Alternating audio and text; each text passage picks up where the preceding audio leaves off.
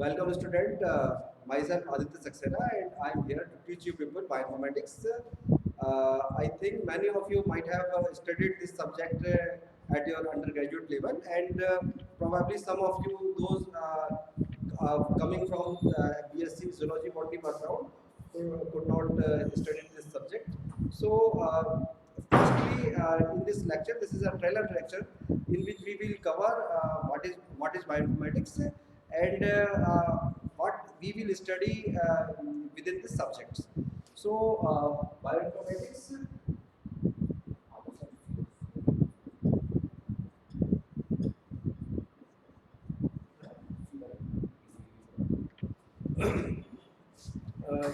As you know, there are two terms, bio and informatics.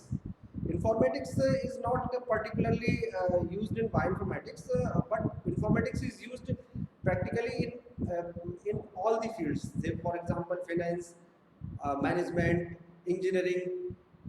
Every field nowadays contain lot of data, and this data is being generated in a very large volume. So informatics means how to manage this data in term of development of database, and number one, and number two, how to analyze this data using different computational tools. So this all come into bioinformatics. Number one, how to store data in databases. Number two, how to analyze this data using softwares. So now we will look into what type of different biological data is there with us. In bioinformatics, though there is a different type of biological data, ECG images, EEG images, this is also a type of biological data. But in bioinformatics, we are only concerned about the molecular biology data. Okay. And that is why bioinformatics is also called computational molecular biology. We will only confine ourselves onto the molecular biology data. And what type of molecular biology data we are aware of? Number one, DNA sequence data. Number two, similarly like DNA, RNA sequence data is also there. Then protein data, amino acid sequences. So as you know, in bioinformatics, this data we will store and study, analyze, but this data comes from experimental method, laboratory based method. Like DNA data is, or RNA data is generated using the DNA sequencing method, Maxon Gilbert, Sanger didioxy method, and nowadays using next generation sequencing method. Protein data, there are protein sequencer, those are based on admin degradation method. Then there come another type of data. The third one is the protein 3D structure. Protein 3D structures are important. Why they are important? Because you know proteins, the biological functions of protein are determined by their 3D structures. So this data is also very important, and the experimental method that are used to generate this data is X-ray and NMR. Protein data is generated using the admin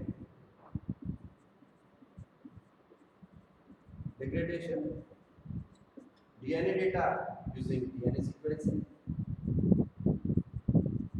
So this is the three type of data: DNA data, nucleotide data, protein data, and the protein 3D structure data.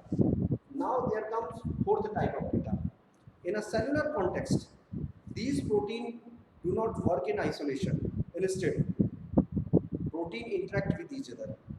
They, one protein, for example, may activate another protein, may inhibit another protein activity, or it may modulate the activity of another protein.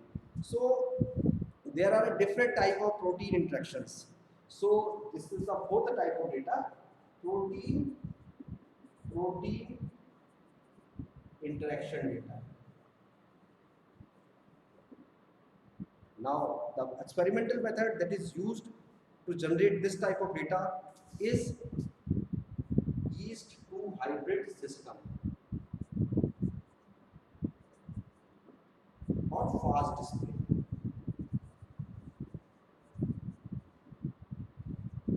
genomics, proteomics, you will study this method. So this is a fourth type of data. Then the fifth type of data, protein within a cellular context also interact with metabolite, because for enzyme protein, metabolite act as substrate. Say for example, glycolysis, Krebs cycle.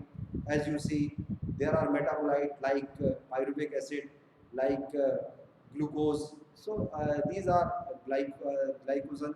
So these are different metabolites onto which enzyme protein act, and a special type of structure or pathway are generated, or cycles are generated, like Krebs cycle, like insulin signaling pathway. So these pathway data,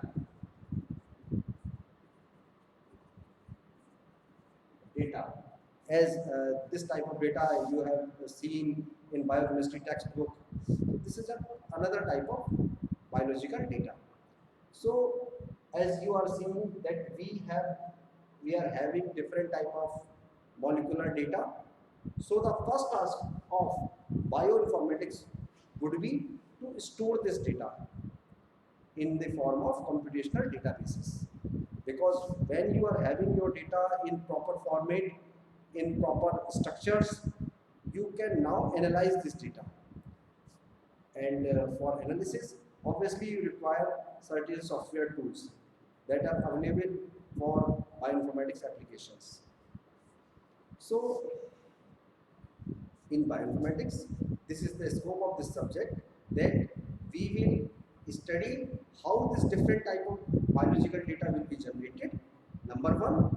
Number two, how we will store this data in databases, what are the different online databases are there, those are available to us, through which we can access this data.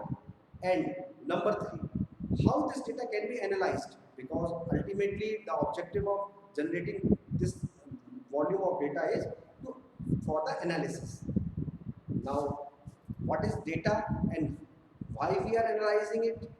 Because data and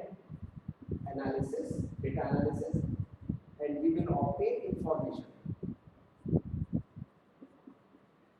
For a simple example, your date of birth, it is a data. But if you subtract your date of birth with a present date, you will have your age, and this age is information. And the analysis that you have used is the subtraction. Similarly, in a class, suppose there are 50 students, and we measure height of each student. So height of all these 50 students is a data.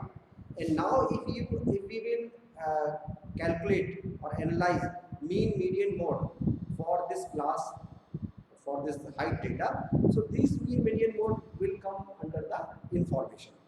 Similarly, this is the data. We will store this data.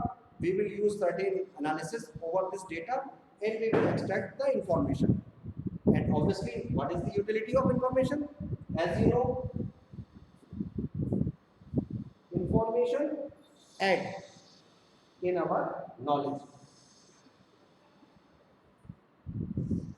So, and what we will do from this knowledge, we will support decision making. So practically the objective of informatics in every field is that we are having data, and we will have to analyze this data so that we can obtain information and take wise decision. For example, in bioinformatics, we can design more better or effective laboratory experiment that will add in our understanding of biological system in a more better way. So with these words, I am now ending this lecture. So I think in this lecture, you people will be aware of that in bioinformatics, we will see what type of data is available as biological data, how this data will be stored in databases, and how this data will be analyzed by using different bioinformatics tools. With these words, I am ending this class, and we will meet to another class, to the next class. Thank you very much.